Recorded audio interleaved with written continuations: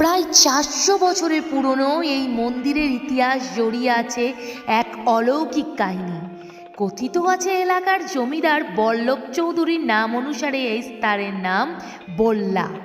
জমিদার মুরারিমোহন চৌধুরী মায়ের কৃপায় এক মামলায় মুক্তি পেয়েছিলেন। সেই কৃতজ্ঞতায় তিনি মন্দির নির্মাণ করেন। সেই থেকে মা এখানে রক্ষাকালী রূপে পূজিত হন। প্রতি বছর রাস পূর্ণিমার পরের শুক্রবার এখানে মায়ের বাৎসরিক পুজো অনুষ্ঠিত হয়।